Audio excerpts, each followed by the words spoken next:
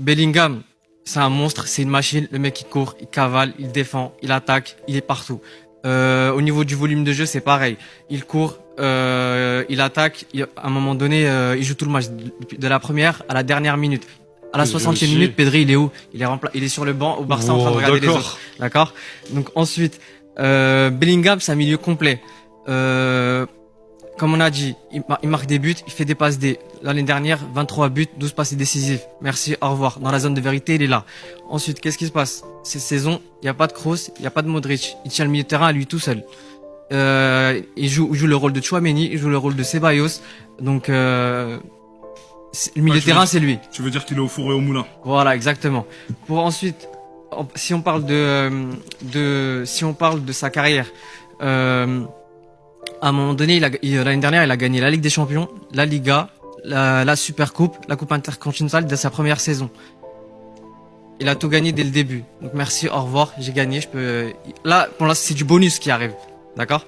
Donc ensuite, avec l'Angleterre à l'Euro 2024, qu'est-ce qu'il fait? Il emmène son équipe en finale avec le retourné acrobatique à la dernière minute. Tout le monde s'en souvient.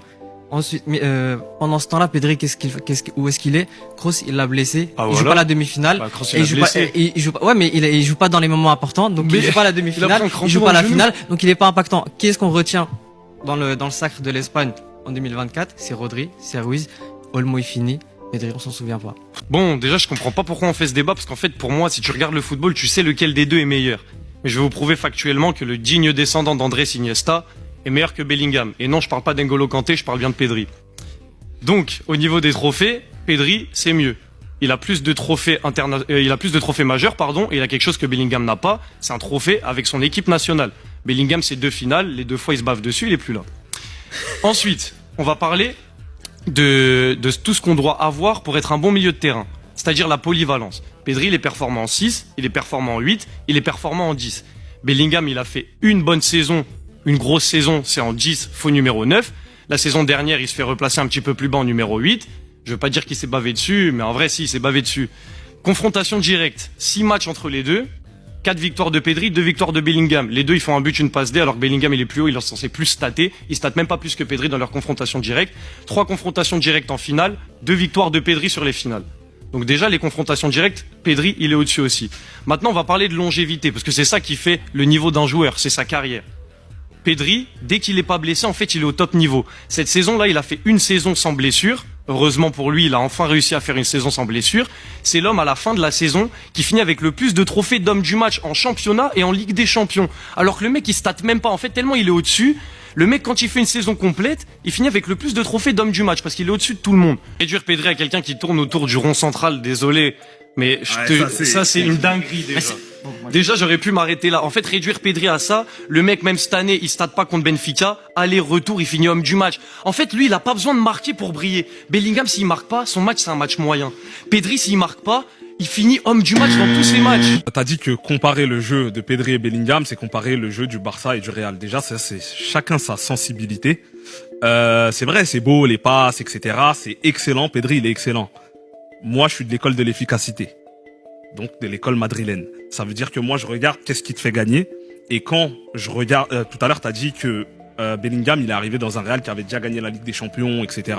La saison que Bellingham, il fait l'année dernière, s'il n'y a pas Bellingham, le Real ne remporte rien. C'est la chance, hein. Il va jamais recommencer une saison comme ça. Non, mais justement, l'année dernière, il joue limite 8,5. Des fois, tu le retrouves en position de 6. Des fois, tu le retrouves en tant que dernier attaquant. Il est décisif dans les arrêts de jeu, etc.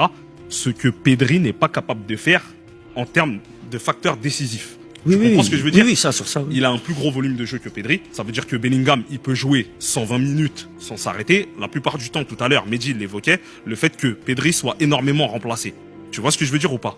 Même en Ligue des Nations, etc. Quand on a besoin de toi, tu vois, les moments où on a besoin de toi, etc. Bellingham, tu prends son match où il met une retournette en demi-finale alors que son club, il va être éliminé.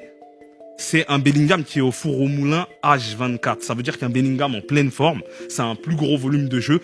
Pour moi, à ma sensibilité, ça a plus d'impact sur le terrain que Pedri. Pour moi, comparer Pedri et Bellingham, c'est une insulte. C'est comme comparer le jeu du Barça et le jeu du Real. Ça n'a rien à voir, c'est pas le même niveau, c'est pas les mêmes émotions, c'est pas les mêmes sensations.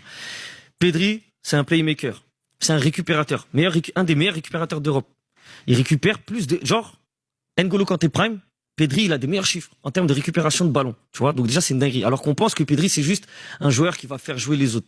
En termes de prise de risque, les passes vers l'avant, Pedri, par exemple, tout à l'heure, on parlait de Vitinha, mais Pedri, il fait beaucoup plus de place dans les trous, il prend beaucoup plus de risques, tu vois. Et ce qui fait qu'il ramène beaucoup plus d'occasions. Offensivement, il est plus dangereux que plein de milieux, et ce qu'il fait, c'est très fort. Bref. Au niveau de, comme je disais tout à l'heure, comme je dis tout le temps à toutes les émissions, les grands joueurs, c'est ceux qui gagnent avec leur pays. Je le dis, ça c'est ma ligne de conduite et ça bougera pas. Pedri, il a déjà gagné avec l'Espagne. Bellingham, il gagne rien et il gagnera rien. Parce que les Anglais, ça fait 60 ans qu'ils gagnent rien. Et Bellingham. Donc c'est pas dû à Bellingham, c'est dû à l'Angleterre. Bellingham n'est pas assez grand. Bellingham n'est pas assez grand pour les faire gagner. Ça restera un joueur. Michael Owen, il a pas été assez grand. Beckham, il a pas été assez grand. Maintenant, Eux, c'était une génération où c'était une génération où il y avait trop d'ego parce qu'il y avait la rivalité Liverpool, Chelsea, Manchester United, machin. Ils s'entendaient pas, les mecs, en fait. C'était juste ça, Lampard, Gerrard, Scholes, tout ça, c'était une question de rivalité, parce qu'avant, c'était fort, en première ligue, c'était vraiment fort, la rivalité. Après, qu'est-ce que je te dise? Pedri, il est lancé au Barça, dans un Barça en difficulté de ouf.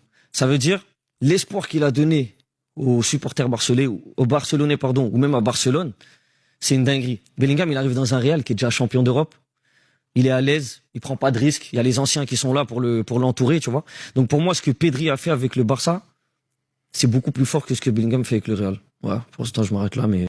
Vous qui racontez partout que Bellingham est fort que Pedri, là, écoutez, les journalistes professionnels, ceux qui regardent chaque jour le football, matin et soir, là, parlent, donnent leur avis. Déjà, tu t'abonnes, tu likes, tu mets en favori et tu partages à tout le monde. Parce que tout le monde doit écouter. Pedri, qu'on vient de voir ici, qui a été auteur d'une excellente performance, est-il tout simplement... Oui. Alors, oui. Oui. Bon, on va finir par... C'est pas... Oui, attendez, je me pose la question. Parce que vous me connaissez par cœur, mais on n'a peut-être pas entendu la question. Est-il le meilleur à son poste aujourd'hui dans les grands championnats européens? Tout à fait. Oui. Pour vous, oui. Bah oui. Et non, là aussi, franchement, quand tu vois Olmo, Pedri, tu dis franchement, c'est des associations exceptionnelles que Frenkie de Jong se retrouve sur le banc. Non, c'est un joueur formidable. Moi, il me fait tout le temps penser à Iniesta, quoi. J'ai l'impression vraiment de revoir Andrés Iniesta, c'est un joueur extraordinaire. Vous avez le choix entre Bellingham et Pedri aujourd'hui. Vous prenez Pedri Oui, parce que et Pedri en plus, je suis contre le côté. Vous savez, j'aime pas la raideur, j'aime la souplesse. Toujours, il prime à ce côté souple d'un joueur. Et lui, il déroge à cette caractéristique du muscle. C'est un joueur même fragile. Il a un visage d'enfant avec un corps de génie, d'artiste. Donc cet aspect-là, moi je le mets en avant parce que il doit même pas. C'est ce qu'il dit quand on parle des duels. Lui, il va jamais au duel. Il les évite, et il les anticipe, il les reconnaît. Donc tout ça, c'est de l'art. Et pour moi, il mérite déjà le musée, une galerie qu'on va la trouver, je sais pas, à Madrid, à Paris, ailleurs. À Madrid, c'est une bonne. Il y a trop d'espace parfois, tu vois. Mais Pedri ou Bellingham. Je préfère Pedri, moi. Mais c'est pas le même poste, les gars. C'est pas totalement le même profil, c'est pas le même truc. Mais Pedri, je sais pas, je suis coach, j'ai Pedri, je me dis, ouais, je suis serein, quoi. Vraiment, les frérots. Rafinha, t'as Pedri, mais je sais pas comment t'expliquer, il faut connaître le football, il faut aimer le football pour comprendre que ce joueur, c'est un phénomène, Pedri. Il y a pas tout le monde qui pourra comprendre je sais pas comment t'expliquer. Il fait pas des dingueries, c'est pas spectaculaire, mais la vie de ma mère que t'as un joueur comme ça dans ton équipe, c'est extraordinaire. Pedri et Jude, mais Jude, je trouve que parfois, par rapport à ses déplacements, il est trop... Comment t'expliquer? C'est un bête de joueur, il est extraordinaire ce joueur. Mais si on parle vraiment tactique, parfois il se déplace trop dans des zones qui peuvent mettre en péril son équipe. Il y a trop de trous, il y a trop d'espace parfois, tu vois.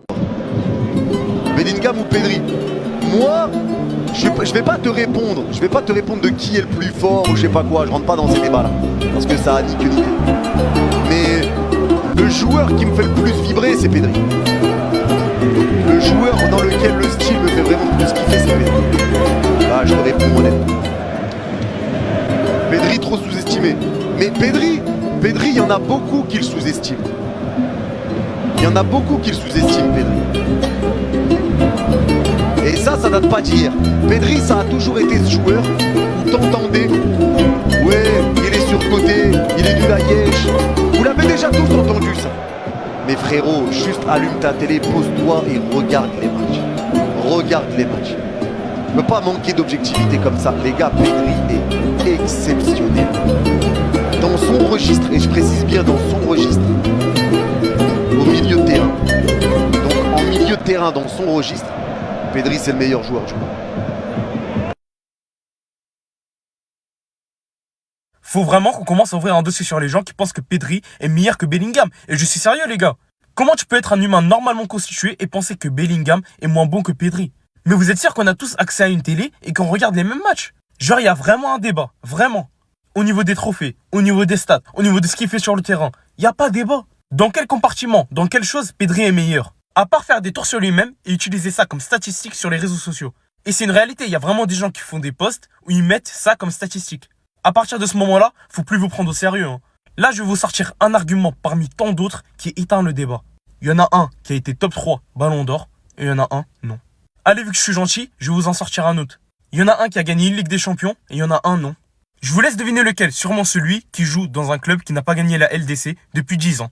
Après, ça va commencer à me dire, ouais, faut pas parler des trophées. Ok, on va parler des statistiques alors. Niveau but et passe D, il est bien supérieur à Pedri, alors que Pedri est en Liga depuis je sais pas combien d'années. Bellingham, grâce à une saison au Real, il a réussi à dépasser Pedri. De toute façon, il faut que je continue en fait, parce que je vous connais. Vous allez me dire qu'il n'y a pas que les stats qui comptent. Bah dites-moi alors une chose que Pedri fait mieux que Bellingham. Niveau passe qui casse des lignes. Niveau dribble, niveau dangerosité et niveau projection. Niveau effort défensif. Niveau effort. Niveau volume de jeu. Allez, vu que je suis gentil, je vais vous sortir la seule qualité de Pedri, la créativité. À part ça, il n'y a aucun domaine où Pedri est meilleur que Bellingham. Mais même après tout ça, il y en a, ils vont me dire quoi? Que c'est pas le même poste. Bah alors pourquoi vous créez un débat là où il n'y a pas lieu d'être? Alors que même si c'était le même poste, Bellingham est au-dessus de Pedri. Faut arrêter la mauvaise foi, faut accepter quand un joueur est meilleur que l'autre. Par exemple pour le cas Arda Güler et Lamine Yamal. Moi pour ma part, j'ai déjà accepté le fait que Lamine Yamal est bien meilleur que Arda Güler. Et il n'y a pas mort d'homme, donc faites pareil les gars. Dites-moi la vérité les gars, répondez s'il vous plaît à ma question. Est-ce que c'est logique de comparer entre Pedri et Bellingham les gars? Ça, c'est pas logique pour moi. Je vais vous donner 3 arguments pour vous convaincre que c'est impossible de comparer entre les deux, les gars. L'un des deux, ça fait 1 an, il a gagné une Champions League avec son équipe. Et l'autre, il a jamais gagné de Champions League, les gars. Et son club, ça fait 10 ans qu'il n'a pas joué même pas une demi-finale de Champions League, les gars. Même pas. Un joueur a plus de buts et de statistiques, même si l'autre a plus d'années en Espagne. Est-ce que c'est logique pour vous, les gars? Un troisième argument, les gars. Regardons un match de foot, les gars. Moi, je veux pas que mon joueur soit blessé toute l'année, les gars. L'un des deux est toujours blessé.